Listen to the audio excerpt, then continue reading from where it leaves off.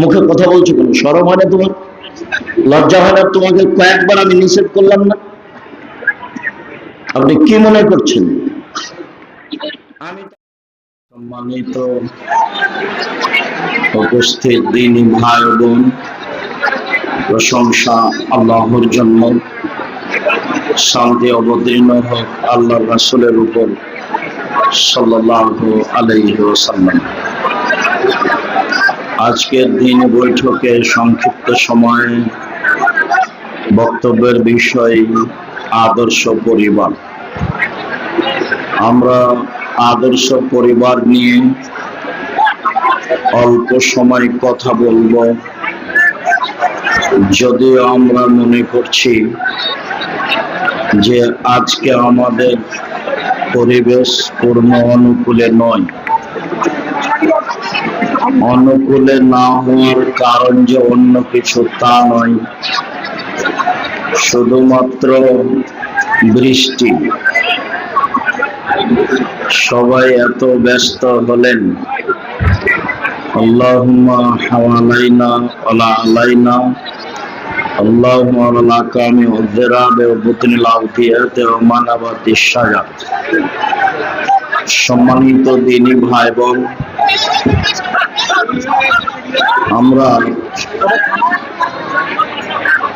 আদর্শ পরিবার নিয়ে কথা বলতে গিয়ে প্রথমে বলি, আল্লাহ তাআলা বলেন, ইয়া আইয়ুহাল্লাযীনা আমানু কু আনফুসাকুম ওয়া আহলিকুম নারা। পৃথিবীর মানুষ, তোমরা তোমাদের পরিবারকে এবং নিজেদেরকে জাহান্নাম থেকে বাঁচাও। অত্র আয়াতে আল্লাহ তাআলা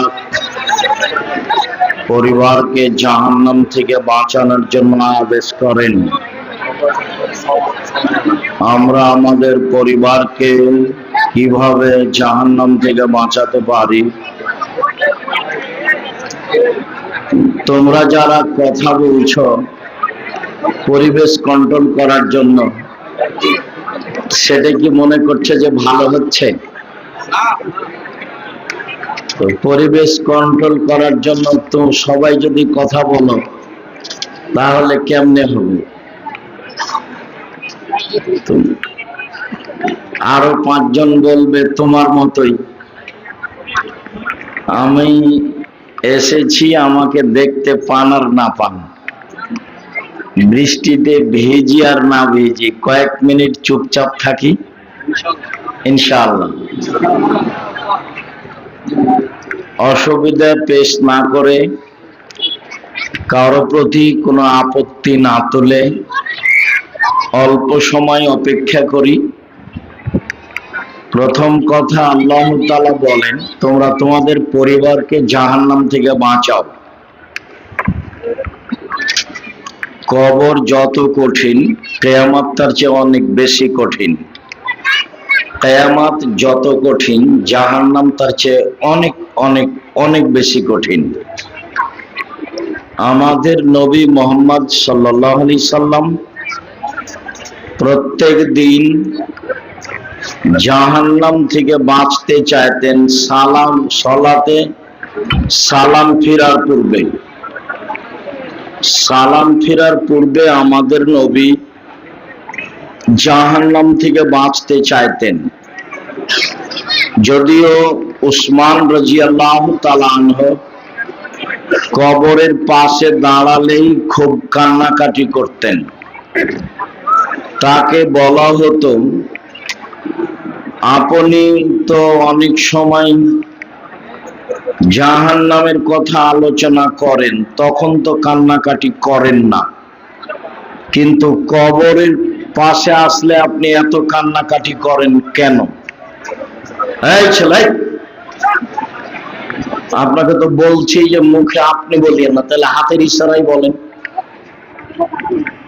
বসার পরিবেশ আছে কিনা আমি তো আসলে বলতে পারি না যে আসলে আপনাদের বসার পরিবেশ কেমন। তো যেভাবে আছেন সেভাবেই থাকেন, কথা না বলে আমি তো আপনার মোবাইলে আছি, আজকে আমাকে দেখার এত কি প্রয়োজন? উসমান রাদিয়াল্লাহু তাআলা আনহু বললেন, আল্লাহর নবী বলেছেন, কবর হলো মরার পরে প্রথম স্তর। যদি মানুষ কবরে বেঁচে যায় তাহলে পরের গুলো আরো সহজ হয়ে যাবে, আর যদি কবরে বাঁচতে না পারে তাহলে বাকিগুলো সব আরো জটিল হয়ে যাবে। কবর যত কঠিন, কিয়ামত তার চেয়ে অনেক বেশি কঠিন। কিয়ামত যত কঠিন, জাহান্নাম তার চেয়ে অনেক অনেক অনেক বেশি কঠিন। আল্লাহ তাআলা বলেন, তোমরা তোমাদের পরিবারকে জাহান্নাম থেকে বাঁচাও। কিভাবে পরিবারকে জাহান্নাম থেকে বাঁচানো যেতে পারে?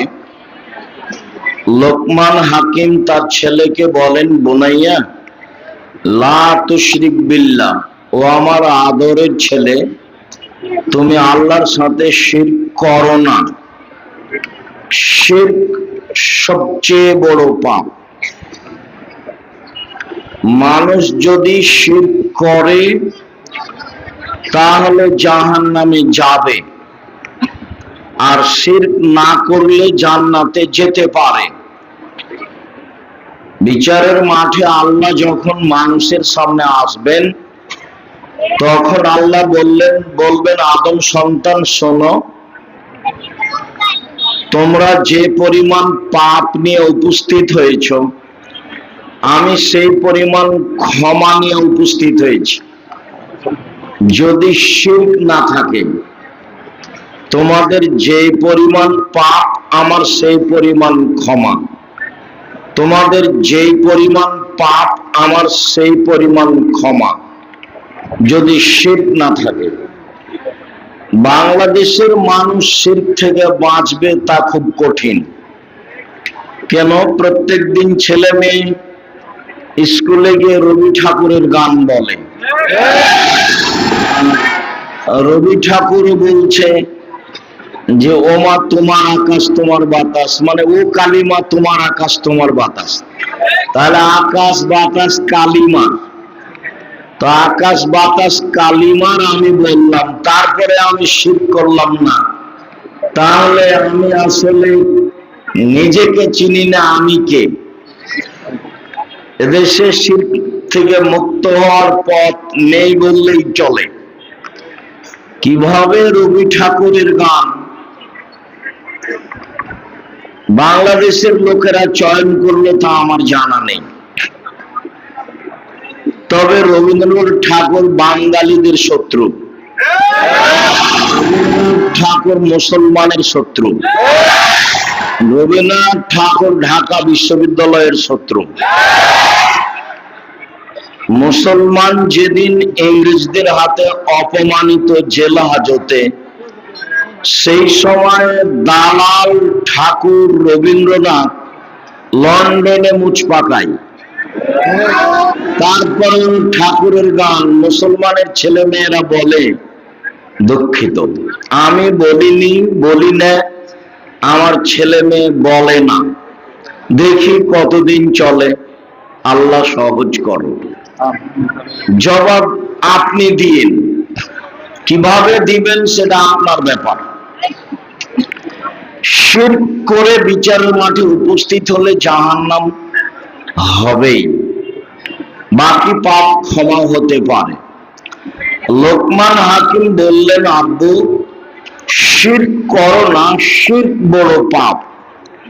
তারপরে বললেন, বাঁচার দ্বিতীয় পথ, বুনাইয়া আকিমিস সালাত, সালাত আদায় করো, নামাজ। জাহান্নাম থেকে বাঁচার দ্বিতীয় পথ হলো সালাত, নামাজ।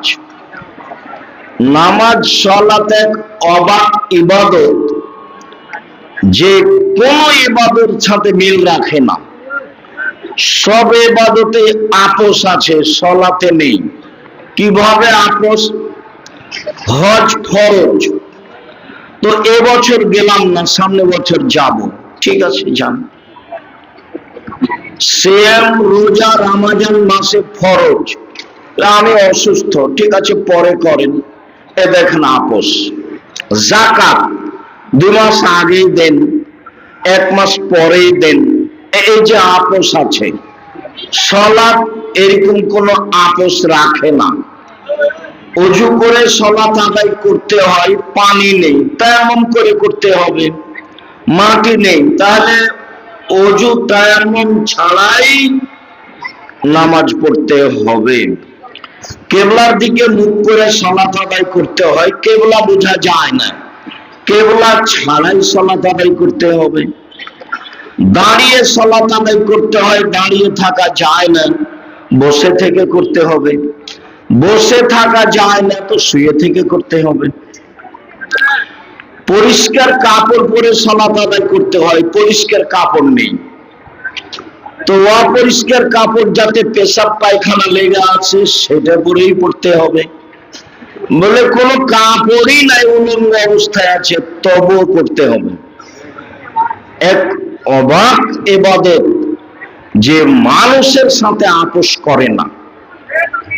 মানুষ যদি গাড়িতে উঠে থাকে, ঠেল মানে না, শিকল ধরে আছে, নামাজের টাইম পার হয়ে যাচ্ছে, এই অবস্থাতে এভাবেই সালাত আদায় করতে হবে।